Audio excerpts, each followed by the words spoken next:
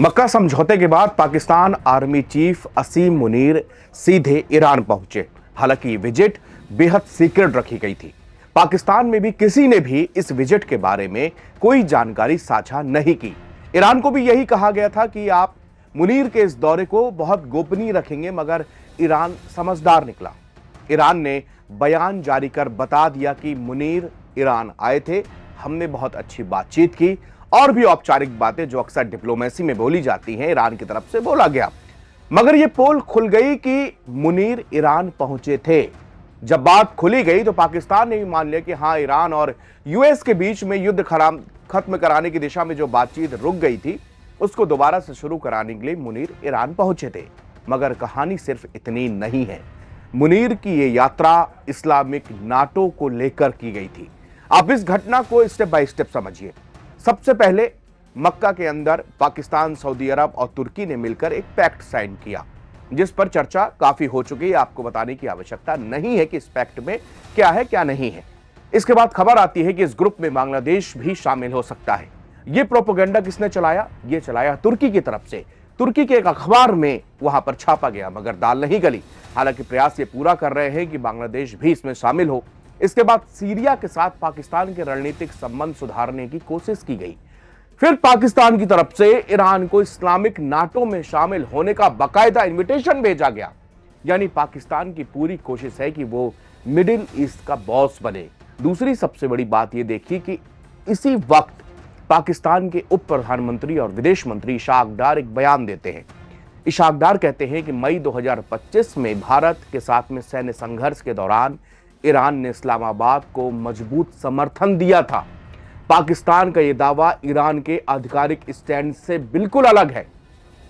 Iran ने पिछले साल संघर्ष के समय खुद को एक तटस्थ देश के तौर पर पेश किया था और दोनों पड़ोसी देशों से संयम बरतने और तनाव कम करने का बात कही थी। लेकिन अब पाकिस्तान ने कहा था कि ईरान ने भारत के खिलाफ संघर्ष के दौरान इस्लामाबाद का मजबूती से समर्थन किया था। पाकिस्तान माइंड गेम खेल रहा है ताकि भारत और ईरान के रिश्तों पर दरार पड़ जाए और उसका पूरा फायदा पाकिस्तान अपनी डिप्लोमेसी को मजबूत करने के लिए लगा दे। इशाक डार का यह बयान ईरान के लिए असहज करने वाला हो सकता है। अभी तक ईरान की तरफ से इस बाबत कोई भी सफाई सामने नहीं आई है। नवभारत टाइम्स ऑनलाइन ने नई दिल्ली स्थित ईरानी दूतावास से ईमेल के जरिए पाकिस्तानी विदेश मंत्री के बयान पर रिएक्शन मांगा है, ताकि दूध का दूध और पानी का पानी हो सके। और उनकी प्रतिक्रिया आने पर भी हम आपको रिपोर्ट करके बताएंगे कि इसमें ईरान ने क्या कहा। पाकिस्तान की दरअसल मंशा है कि भारत और ईरान के संबंधों में मतभेद पैदा किया जाए और इनके संबंधों को खराब किया जाए। यही कारण है कि इशाक डार ऐसे बयान दे रहे हैं। दूसरी तरफ ईरान ब्रिक्स के मेंबर है। अगले महीने नई दिल्ली में ब्रिक्स की मीटिंग होने वाली है। ईरान की तरफ से पेजेशकियन इसमें शामिल होने के लिए भारत का दौरा करेंगे। चीनी राष्ट्रपति शी जिनपिंग भी आ रहे हैं, पुतिन भी आ रहे हैं। यही बात है कि पाकिस्तान को बर्दाश्त नहीं हो रही। मुनीर अमेरिका और ईरान की जंग की बातचीत शुरू कराने नहीं, बल्कि इस्लामिक नाटो के विस्तार के लिए ईरान गए थे। अमेरिका ने भी मुनीर को झाड़ लगाई थी और कहा था कि अगर ईरान को शामिल करोगे इस संगठन में तो तुम्हारा हाल भी ईरान जैसा कर देंगे। मुनीर ने जब ईरान से अमेरिका के बारे में बात कही तो जवाब में ईरान ने कहा कि अमेरिका से कहो कि वो अपनी हरकतें सुधारे। CNN की एक रिपोर्ट के मुताबिक अमेरिकी राष्ट्रपति डोनाल्ड ट्रंप ने पिछले हफ्ते पाकिस्तान के आर्मी चीफ असीम मुनीर से फोन पर बातचीत की थी। यह बातचीत मुनीर के सोमवार को तेहरान दौरे से पहले की गई थी। साफ तौर पर जाहिर था कि अमेरिका को इस दौरे के बारे में जानकारी थी। इसकी बातचीत की पूरी जानकारी रखने वाले एक सूत्र ने CNN को पुष्टि की कि ट्रंप ने पिछले हफ्ते मुनीर से बात की और पाकिस्तानी सेना प्रमुख के साथ ईरान के बारे में चर्चा की। ईरान की सरकारी ब्रॉडकास्टर IRIB ने बताया कि मुनीर ने ईरान की supreme national security council secretary major general Mohsen Rezaei से मुलाकात की। रेजाई ने कहा कि अमेरिका को अपना व्यवहार बदलना चाहिए। IRIB के मुताबिक रेजाई ने हॉर्मुज स्ट्रेट की सुरक्षा के लिए ईरान के प्रबंधन पर जोर दिया और कहा कि अमेरिका अपना व्यवहार बदले और जो MOU साइन हुआ था, जो समझौता हुआ था, उसकी जो शर्तें थी उसको लागू करने के लिए व्यवहारिक कदम अमेरिका को उठाना चाहिए।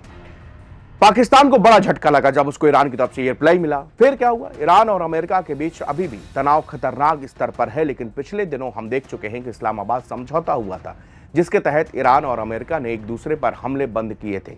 हालांकि इस्लामाबाद समझौता नाकाम हो चुका है और अमेरिका और ईरान अभी भी एक दूसरे को धमकियां दे रहे हैं।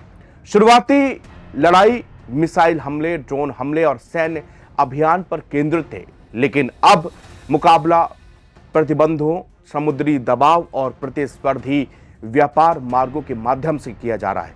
हर पक्ष यह देखना चाहता है कि कौन पहले पीछे हटता है।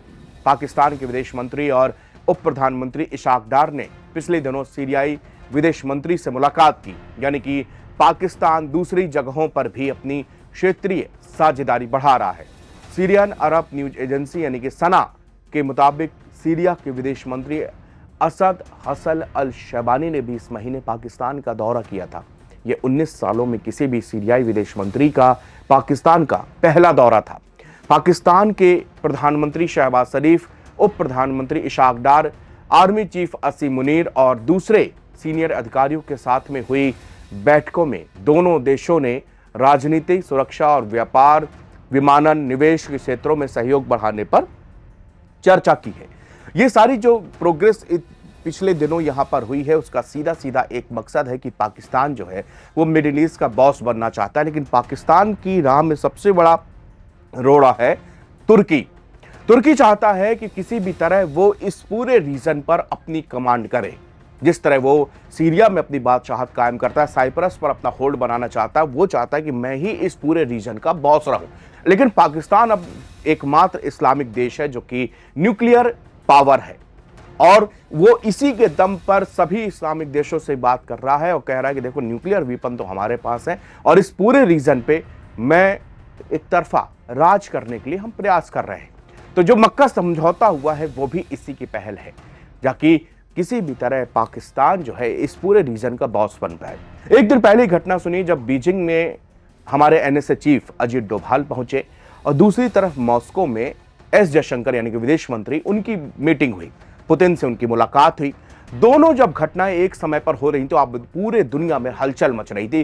पाकिस्तान, बांग्लादेश समेत न केवल एशिया बल्कि पूरे रीजन पर एक चर्चा ये हुई कि आखिरकार ये क्या हो रहा है, क्योंकि एक ही वक्त पर और ब्रिक्स का सम्मेलन अगले साल होने जा रहा है। वैश्विक जिस तरह की स्थितियां उस वक्त में ब्रिक्स का सम्मेलन बेहद अहम कड़ी साबित होगा।